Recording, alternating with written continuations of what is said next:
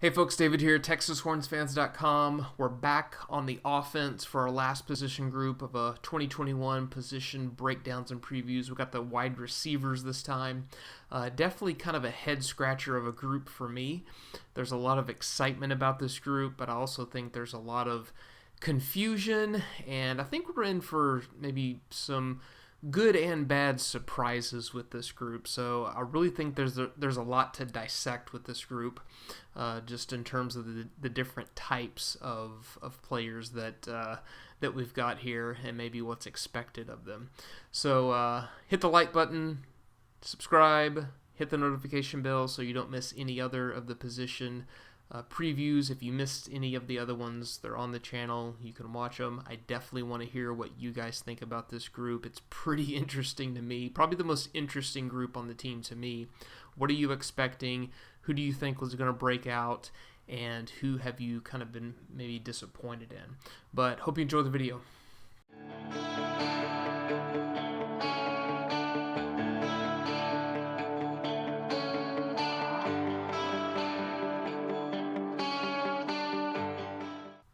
So I think the number one most intriguing thing that stands out to me of this group is that a lot's being made of the fact that Sarkisian has called plays for four first-round NFL receivers drafted in the first round of the NFL draft the past 2 years. So that's Jerry Jeudy, Henry Ruggs, Devontae Smith, and Jalen Waddle. So there's a lot of excitement here about what not only the ability to use receivers the way we've seen in the past 2 years, and with two different quarterbacks in Mac Jones and Tua. So then that kind of brings up the issue of, okay, well, what types of receivers does Sark like? What types of receivers were at Alabama? If you go look at those four guys, they're all pretty similar body styles. I think the biggest one is like 5 or 6'1", and the others are about 5'10", maybe 5'11". So they're all a little bit smaller, shiftier speed guys. And that's really the issue, is speed. What I saw a lot at Alabama is hitting receivers in stride and getting them space to run with the ball, which is a lot opposite of what we've seen under Tom Herman. Think about the top receivers under Tom Herman. Colin Johnson, L.J. Humphrey, big-bodied possession guys, where a lot of times we saw Sam Ehlinger just kind of throw up the ball and knowing that they would come down with it, right? Even Devin Duvernay, who had a tremendous year in that slot position as a senior, he's not a tall guy, but he is kind of a thicker route running. He almost looked to me when he had the ball in his hands, he would run more like a running back. He was a fantastic hands, but more of a rumbler as a runner. And I think that's what we saw a lot under Tom Herman. Even Brennan Eagles, he had some straight line speed, but he was still that bigger bodied kind of specimen receiver. We see that in Troy Omeary, right? The freshman from last year who was having a great fall camp before hurting his knee. Another bigger bodied kind of a specimen receiver. But that doesn't seem to be what Sark wants, or at least what's at the core of his game plan. So that's kind of the number one sort of perception that I think people need to look at this overall receiver group in. So I wanted to look at just some stats of what this team is losing and then what's returning just in terms of production. So obviously, Brennan Eagles leaving early for the NFL, was undrafted, was picked up by the Cowboys, but has been recently cut by the Cowboys. So, he definitely could have come back and Jake Smith leaving to go to USC, but the word came down like a week or two ago that with his foot injury, he's expected to miss all of this season too. So no matter the reasons why those guys are gone, it's losing a decent amount of production. So looking at what is lost with those two guys, Brennan Eagles had 469 yards with 5 touchdowns last year. Jake Smith, 294 yards with 3 touchdowns. And remember, that was over 10 games. So that's losing 763 yards of production. That's pretty significant. What's returning is number 1 receiver in Josh Moore, 30 catches, 472 yards, 9 touchdowns. We are also, if you want to throw Jordan Whittington in there, returning his 206 yards, no touchdowns for Jordan. And even Tariq Black, who was kind of a disappointment, still had 240 yards and 1 touchdown, so losing that as well. So just between Josh Moore and Jordan Whittington, that returns 678 yards of offense. Oh yeah, throwing Cade Brewer in there too. So a total of 678 yards. So you're losing more production among your top pass catchers than you're returning. So that's a little bit of concern too. I still think Josh Moore is absolutely the leading receiver on the team. I do think he is the number 1 option in the progressions for Casey or Hudson, whoever that ends up being. But I still don't think that Josh Moore really fits that type of mold from what we've seen, just the type of receivers at Alabama. I do think Josh has the straight line speed, and he's proven that he will go up and battle for a ball and win that battle. But just given what this room looks like right now, Moore is the leading returner in production, and still I think is going to be the number 1 receiver. Coach Sark had some interesting comments about the receiver group at Big 12 Media Days. I'll throw up a clip here in a second. But he basically was talking about getting them to buy in to understanding why they're doing what they're being told to do. And to me, that signals a lot of change in philosophy, a lot of trust that has to be built between the coaches and receivers, both ways. So to me, that kind of signals some changes, right? I wouldn't be surprised if we saw, just more timing routes, more using Bijan, play action pass, rush, play action pass, and then going downfield, right? Stretching the defense downfield, and then maybe some more crossing routes in the middle for the second and third options. But anyway, here's what Coach Sark said about the receiver group. Having speed at wideout, taking the top off is a big component, right? We're trying to be a physical running football team that then can take the top off the defense when you commit to the run. So Xavier Worthy is a guy that provides that speed. Josh Moore provides that speed. Cavante Dixon provides that speed. So speed is a huge component to what we do. It's not the only prerequisite of playing receiver for us, but it helps because it goes hand in hand with the run game and our style of play.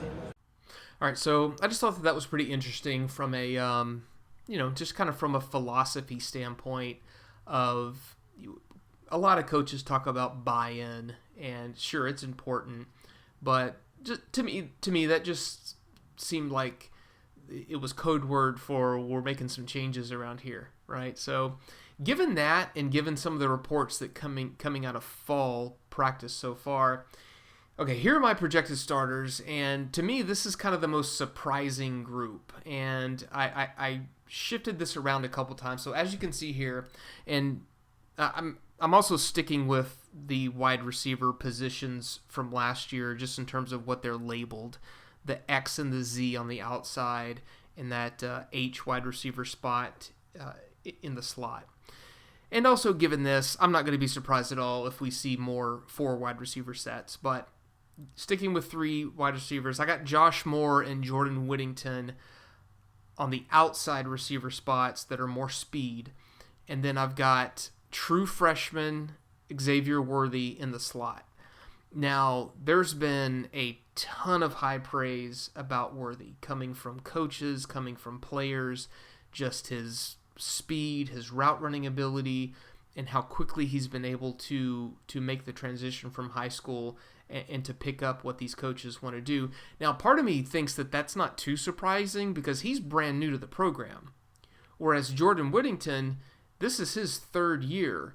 Josh Moore, I think this is his fourth year in the program. It kind of seems like he's been around for 7 years. But Josh and Jordan, these guys are on their third offensive coordinator in as many years. I've said that several times on this channel and in this position preview. But Xavier Worthy's coming in, and it's brand new to him. So he hasn't had to go through those changes in philosophy, changes in developing relationships with a position coach, an offensive coordinator. So that's got to be almost a little bit of a leg up for him, I would think. So if Worthy doesn't end up being a starter, I would not be surprised at all. Or if he ends up earning a starting job 3 or 4 weeks into the season, I wouldn't be surprised at that either. But I'm going to go ahead and throw him in here. There's just been a ton of praise about him. I'm also going to throw him in here knowing what Sark likes. He's all about speed. He's all about quickness, route running, and the ability to get yards after the catch. So these are the guys that just pop out to me just in terms of the ability to do that. We talked about Moore, and then Whittington, you look at his career at Texas, he came in pretty much as a receiver, but then he was moved to running back as a freshman because of all the injuries. We saw him very early on, but then he got injured. Okay, he pretty much missed his entire freshman season. And then last year, he gets moved to the slot receiver spot. It was kind of him and Jake Smith. Had more playing time last year, still had nagging injuries, but, and now if he gets moved to the outside, that's essentially going to be his third position in as many years. Different assignments, different understanding of the offense, definitely different routes. So I wouldn't be surprised to see Jordan Whittington go downfield a little more. And that'll be interesting because I think he's best when he already has the ball in his hands. He does have running back type skills just in terms of moving. But that'll be interesting to see if he does end up being one of the two main outside receiver spots. For tight end, I've got Cade Brewer, mainly because he's a senior and he's, I think, just a little bit more trustworthy in everything that position is going to have to do. I certainly don't think he's the most talented or skillful at tight end. And it's actually a pretty deep position, sort of all of a sudden. I also want to throw up a quick clip here of what Josh Moore said, just in terms of his, growth at a quick Q&A with the media. Yeah, Josh, you obviously had a very strong year last year, and you guys got a whole bunch of wide receivers coming back. What is Coach Sark looking for? Is he looking for, 2-3 guys to separate, and is he really looking for one maybe alpha dog at that position, like a Devontae Freeman at Alabama? Just somebody that makes plays, whether it's one guy or whether it's all the whole receiver group. He's real big on consistency. So the way I see it, if you're out here making plays, especially in fall camp, every single practice, and you have no drop-offs, you're improving every practice, then you're going to be on the field. Everybody's just trying to compete and just trying to find a way in this new offense. What makes it so unique is that every receiver that runs a route, it doesn't matter what defense they play, somebody will be open no matter what. It's all up to the guy to make the play. That's the best way I can put that. Like, it's literally somebody will be open every play. And that's what makes it so much exciting, because no matter who the ball goes to, the best receivers will be on the field. So that's, I mean, if you know football, you'll see it. So just thought that was pretty interesting, just in his confidence of the differences being seen from last year to this year. So take that for what it's worth. And then looking at the key reserves, this is where this group gets really interesting because there's a lot of points that could be made. I know a lot of people are probably going to leave comments saying, no, Cavante Dixon is going to end up being a starter, or what about Kai Money? All he does is catch passes. So yes, I could talk myself into putting Troy Omeary in there, maybe even Avante Woodard, Cavante Dixon. Why doesn't Kai Money get more playing time? I could talk myself into the same thing. Troy Omeary is kind of an anomaly. There are some reports from multiple journalists that I've read throughout the fall that he just doesn't have that explosiveness as he did as a true freshman last year. And maybe some of that's just mental. Maybe that's being a year out of football, as a young guy. He looks like he's kept himself in shape. There's no doubt about that. So, but from a coaching standpoint, do they look at him as just not the type of receiver that they're looking for? I don't know. I don't think anybody has ever looked at him as a shifty, fast, route running, type of receiver. But there's no denying his talent. There's no denying that he can battle for a ball. We saw that in several of his high school clips. Just the ability to separate and win battles. Avante Woodard, I think more fits the mold. So does Marcus Washington. Forgot a C in his name there on the on my projected starters list. So sorry, Marcus, for misspelling your name. Cavante Dixon, those three guys right there are pretty interesting to me. Dixon got a little bit of playing time last year, so I'm assuming he'll be a redshirt freshman this year. But those three guys, I think at least one of them could have a decent chance of getting a good amount of playing time. If I had to pick one right now, I'd probably say Avante Woodard, and then maybe Cavante Dixon there gets in there to try to stretch the defense downfield. Kai Money, I think, is maybe a number 2, at worst number 3 in that slot position. But man, I'm kind of won over by he's kind of won me over with his little bit of playing time last year, and then what we saw in the spring game. He does seem to be that type of guy that just finds ways to catch passes. He seems to just be in the right spot all the time.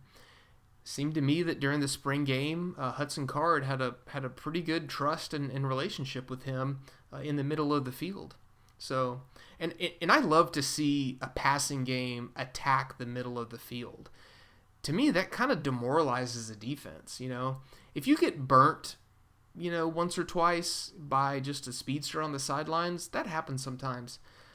But if you're getting beaten in the middle of the field as a defense, that almost seems like you're just being outplayed. You're being outcoached. You're being outsmarted.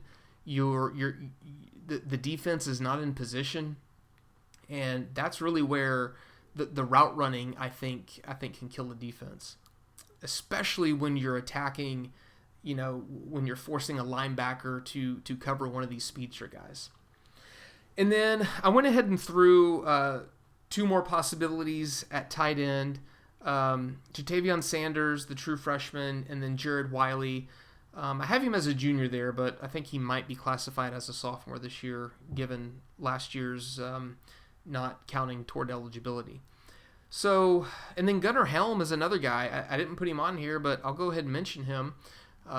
Another freshman, tall, lanky, and a lot of between Jared Wiley and Gunnar Helm, man, you've got some tall tight ends.